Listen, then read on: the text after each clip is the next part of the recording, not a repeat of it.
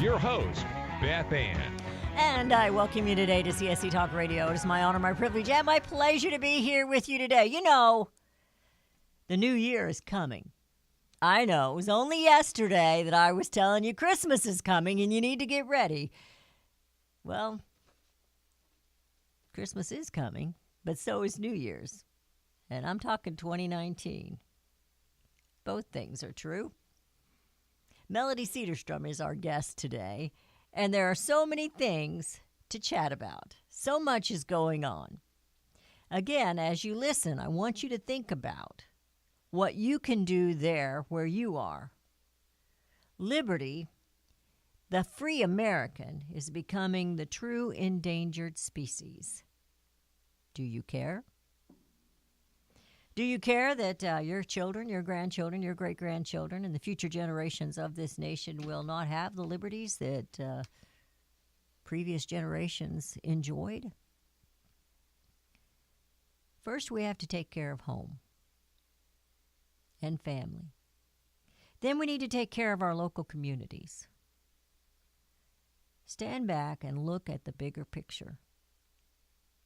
Look at the political chaos, and you have to know, you need to know and understand. I may have this percentage wrong, but I'd say 99% of it is by design. It's about control. It's about confusion. It's about keeping the American people, citizens, busy and off guard, allowing entitlements and hook them and make them dependent on government. The elected officials.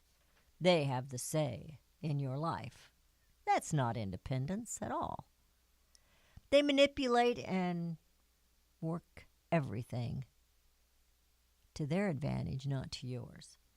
Now, as I was sitting there last night, and I was listening to the jargon about General Flynn,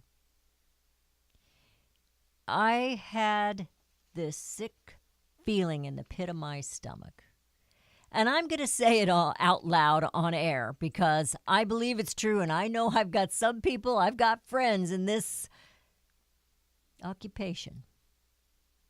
But when they started talking about this and that and the legalities here and there and blah, blah, blah, and how it's worded and blah, blah, blah, and went on and on and on about General Flynn, I thought, we have way too many lawyers. Those who make the laws practice the laws. They use them against we, the people. And I went back to this, and this is talking about legislation, but to me, it goes along with what I'm trying to say. This is a quote from James Madison, and I want you to think about this. It will be of little avail to the people if the laws be so voluminous that they cannot be read, or so incoherent that they cannot be understood. So it takes these lawyers who write these laws, and then they interpret them to their advantage, whatever the case may be, whether it's Russian collusion or something else. But it's not for your benefit. It's for theirs. So, as we were talking and thinking about all these things that are going on, I was watching that last night. I was really wanting to hear more about the trade, more about the G20. I wanted to hear more about the stock market that was doing crazy things yesterday. But I was hearing this. That's what I was hearing. And it upset me, and I think it should upset everyone. Now that I've got everybody upset, I'm going to bring Melody back on the air with me. Melody, how are you doing today? I'm just doing great. Thank you very much. Except for my, I'm on a cell phone today, so I hope it's coming through okay. We're hearing you just fine, and that's just the way it's going to be today. That's just how it happens sometimes. You know, I think about you every time more of this chaos happens. Because of your prediction. And that was one reason I'm looking at 2019. And I know you're not ready to make predictions yet for 2019 or 2020. But you predicted activity. And if there's anything that this administration has had, it's activity. I mean, the Democrats have gone crazy. The deep state is scurrying like ants that have, when you've kicked the anthill. They're still there. They're still dangerous, but and I think a lot of it is by design. But I think there's some things that came into play that weren't expected, and one would be the Donald Trump. I don't think it was expected. I could be wrong, but I think he came out of the blue, and they didn't expect the American people to vote such a man into office.